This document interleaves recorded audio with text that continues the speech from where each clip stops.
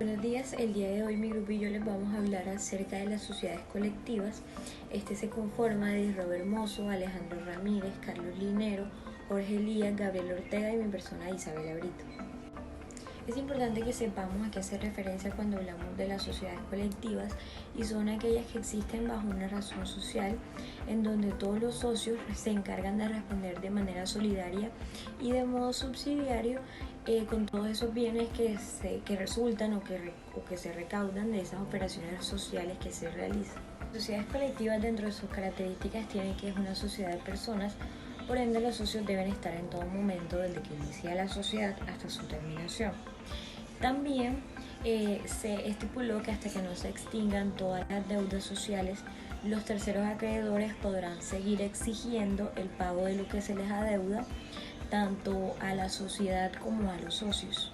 Pero en cuanto a la capacidad para ser socio, indica que aquella persona que quiera pertenecer a una sociedad colectiva debe ser legalmente apta y capaz para ejercer actividades de comercio. Esta capacidad debe permanecer en todo momento, y así la persona o el socio quedaría válidamente obligado en estos negocios que se celebran en nombre de la sociedad. Para continuar hablando de las sociedades colectivas, tenemos que mencionar características relevantes de esta. Encontramos que en este tipo de sociedades la responsabilidad es limitada. Esto hace referencia a que cada socio responde más allá del monto de su aporte. Esto quiere decir que el patrimonio de cada socio se vincula a todas las deudas que contrae la sociedad, tales como impuestos nacionales, prestaciones laborales y créditos a terceros. Este tipo de sociedades también contienen responsabilidad solidaria o tienen responsabilidad solidaria. Esto se refiere a que cualquier acreedor social puede dirigirse a exigir a uno o más socios la totalidad de la deuda o obligación contraída por la sociedad. Sin embargo, tal responsabilidad no será directa, pues resulta atenuada en dos sentidos. El primero es que hay que requerir previamente a la sociedad para el pago de la obligación insoluta, y solo cuando este requerimiento haya sido infructuoso se procederá al cobro a algunos o varios o a todos los socios, esto es a voluntad del acreedor. Y la segunda es que en todos los casos el socio o socios a quienes se les cobra la deuda de la sociedad están facultados para invocar las excepciones que ésta pueda alegar contra el respectivo acreedor. Podemos ver que este tipo de sociedades también tienen responsabilidad subsidiaria. Es cuando un tercero ha requerido a la sociedad inútilmente para el pago y los socios entran a responder por el déficit del activo social. A este punto debemos entender cuál es la función de la razón social y cómo se conforma. La función principal de la razón social es la de identificar a la sociedad, a fin de que no haya confusión entre los negocios celebrados en su nombre e intereses de los socios que realicen en su propio beneficio. La razón social se formará con el nombre o con el solo apellido de alguno o algunos de los socios, seguidos de las expresiones y compañías y hermanos e hijos u otras analogías. En caso de no incluirse los nombres completos o los apellidos de alguno de los socios, no podrá incluirse el nombre de un extraño en la razón social. Quien lo tolere o quien lo permita será responsable a favor de las personas que hubiesen celebrado un contrato con la sociedad.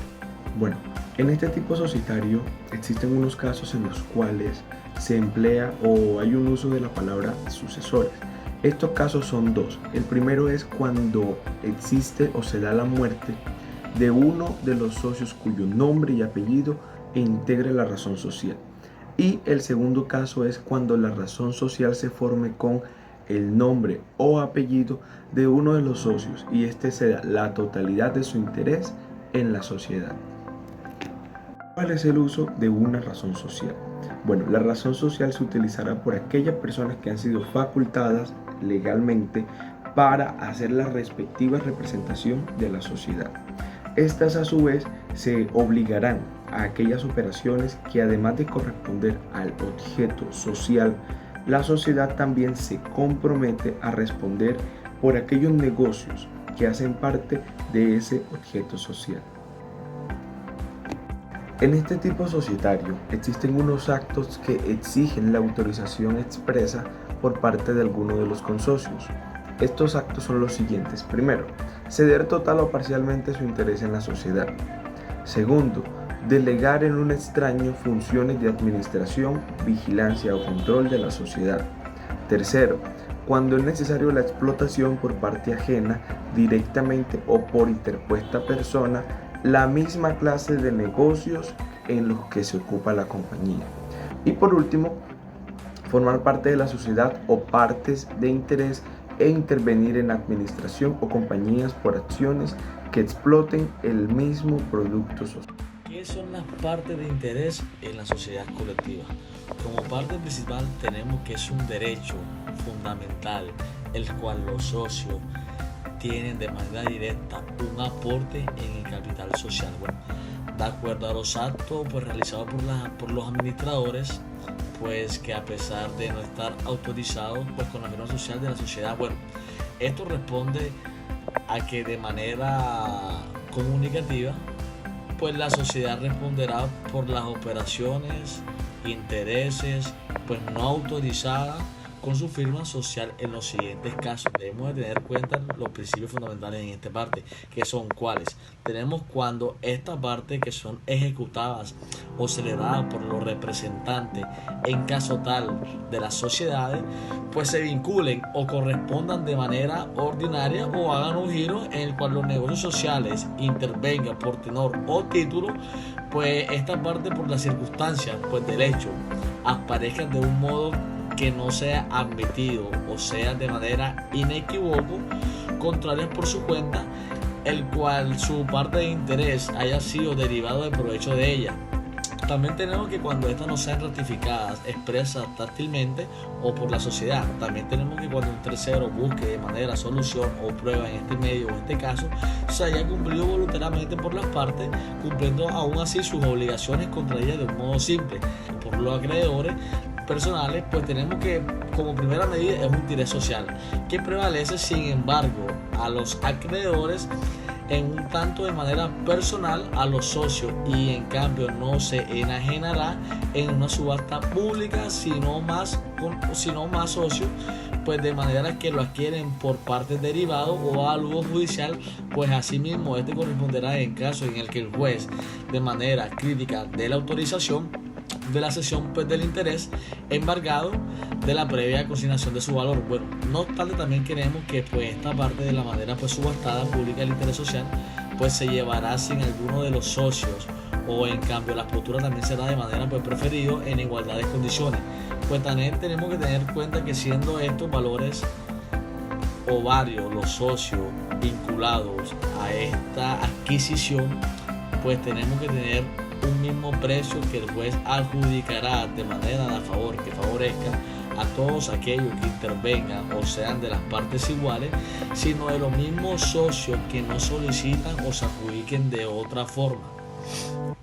También tenemos que de la cesión pues de las partes de interés de un socio. Bueno, la cesión es una forma de transferir una titularidad social a favor de un tercero o de un consorcio. Ahora bien, hablaremos de la cesión de parte de interés de un socio colectivo a un tercero o a un socio. Bueno, podemos empezar diciendo que esta cesión puede darse a favor de un tercero o a un socio y quedará sellada como una cláusula del contrato social. Sin embargo, el cedente no podrá liberarse de las responsabilidades sociales del mismo sino hasta transcurrido un año de la fecha de la inscripción. Por otro lado, tenemos el tema de cuál es el quórum necesario para tomar decisiones en las reuniones de la sociedad colectiva. Primero, se debe tener una mayoría de socios sin importar cuál sea su aporte. Y segundo, las decisiones se tomarán con no menos del número de la mayoría presente, excepto las que el contrato estipule que requieran el voto unánime de todos los socios.